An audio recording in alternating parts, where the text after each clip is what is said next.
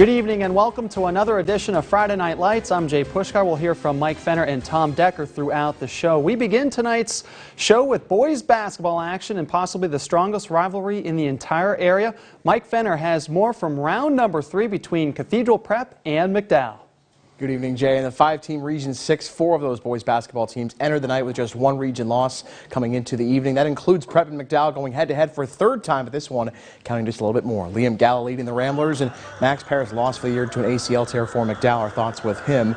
Big first quarter for the Ramblers tonight, especially Tavion Spencer, who gets open and nails the corner 3 early in the going here. More from Prep. It's Gallo with the turnaround shot here off one bounce, gets it to go. He had 9 points for the Ramblers. McDowell senior Mason Beck coming up with the fake, the drive, the finish, and the foul. Gets the tough 2 and 1 in the lane. Spencer with the wing 3 on the other end. He had 10 points in the first quarter alone. Prep with the advantage. Malachi Millsap with a nice game going too. He hits the corner 3. Prep up 26-11 late in the first half. But right before the half, Jonah Bach, the buzzer beater. Give me all 3 of these. It's a 29-14 Prep advantage at the break. In the third, good ball movement here leads to a corner 3 again for Spencer.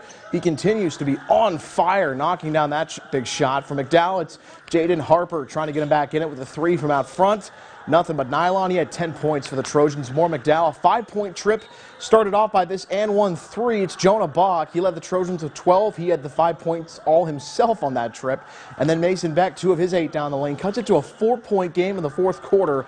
But Prep was too tough on defense and in transition. Spencer, defense goes to offense. He had 17 to lead Prep. Another coast-to-coast takeaway and score. It's Malachi Millsap with 10 points as well. Prep with a huge Region 6 win over McDowell. They win 52-38 to move to 9-1 overall, and it's win number 3 on the year against their rival Trojans. He's really good at it. I think we're a really good team when we can get stops and get into the open floor. You know, it's a lot of teams will try to take that away from you, and I need to do a better job of putting those guys in position to do that more. But I think he's starting to learn. He's figuring it out, and he's doing an unbelievable job right now. It was good. You know, we came out prepared. We executed well on defense, got stops, and we just continued from there. Credit to the coaches. They told us come out strong. You know, just make them move how we move and just create space offensively and defensively. And we did that pretty well. It feels so great. It's like, it's out of words. I don't know how to explain it. Like, it's so good to win a game 3 times in a row, especially because last year how we struggled so much on that situation. Coming back and being able to do that and losing so many players, coming back it felt really great. On the Lewis Fitness and Performance scoreboard, Cathedral Prep tops McDowell for their time this year in boys hoops by a final of 52-38. Tavion Spencer leading Prep with 17 points. Malachi Millsap adding 10 and Liam Gallo with 9. 12 points from Jonah Bach to lead the Trojans in the loss and 10 points from Jaden Harper. Jay? In Region 5, first place Harbor Creek on the road this evening at Oil City. First quarter action. Harbor Creek's Casey Smith with the drive. He lays it in for 2 of his 10 points on the evening. Then check out this play by Oil City's Dakota Cole. The first shot is off. He gets the rebound, gives it up, and then he gets it right back and drains the 3. Oilers were up early, 8-4. Huskies answer with some long-distance shooting as well. Gavin Ennis connects from deep. Nothing but net as he rattles the rim. And then the Oilers had the hot hand as well. Robert Van Womer left all alone in the corner. He hits another 3. Oilers would lead 14-9 after the first quarter, but Harbor Creek got things going the rest of the way as they would go on to win their 5th in a row. They outscore Oil City tonight 48-32. On the Lewis Fitness and Performance scoreboard, Fairview tops Conneaut area 52-20. Logan Frazeo led the Tigers with 15 points. Zach Franos chipping in with 11. Mason Cronizer, had 6 to lead the way for the Eagles. What a game between Seneca and Girard, and for the Jackets, Ethan Getz would score the layup here, but Girard was trailing 23-17. Seneca counters as Justin Walker with the quick jumper for the Bobcats, and just like that, they were back up by 8. Then it's Colton Trimble with the rebound and putback. Seneca starting to pull away in this one, leading 35-17. However, Girard would storm back, force overtime, but in OT, Bobby Yost would score the game-winning shot as time expired, and Seneca picks up a huge road victory in overtime, 51-49. Mercyhurst Prep back on the home floor tonight. Sean Bayer's Lakers hosting Northwestern.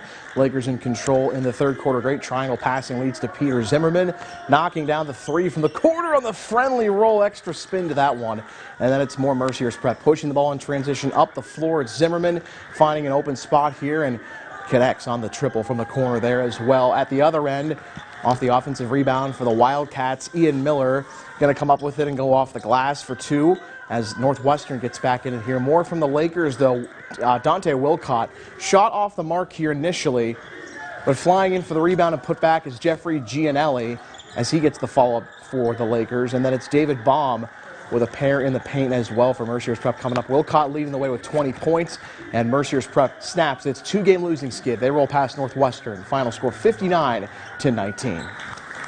At Erie First Christian, Eagles hosting CONNEAUT, Ohio, opening half, and it's Aaron Collins stepping up and hitting the three-pointer for the game's first points of the night.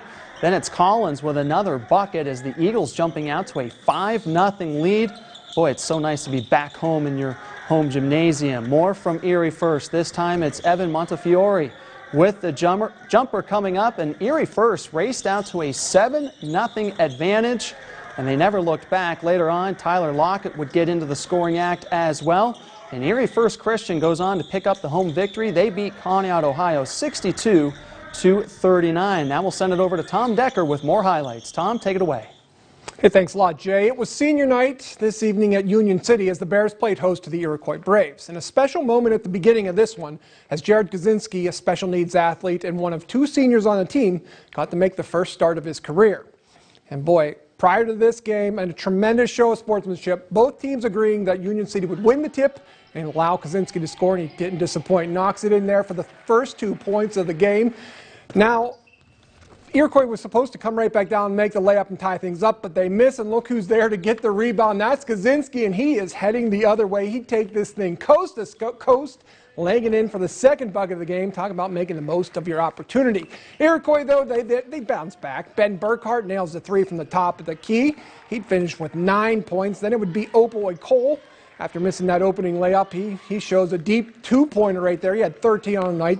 The Bears, though, they'd come back in this one behind Matt Bennett's 16 points. They'd down the Braves in here 70-60. Up next, we head to SAEGERTOWN, where the Panthers were matched up with the Maplewood Tigers. Panthers looking to kick things off by going into the big man. That's Jaden Wilkins. He gets the hoop and the harm.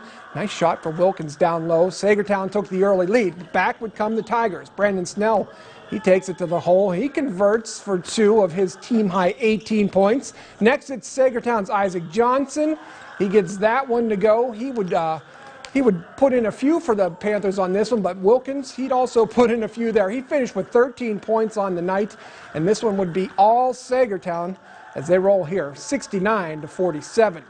On the Lewis Fitness and Performance scoreboard, Cochranton tops Youngsville 71-42. John Gallo had 18 points to lead the Cardinals, along with 11 from each Tyler George and Jabin Walker. Joe Mack had 16 to lead the Eagles. Gentlemen, that's going to do it for me. Let's send it back to you. All right, thanks, Tom. To girls basketball, Mercyhurst Prep back in action, visiting Iroquois.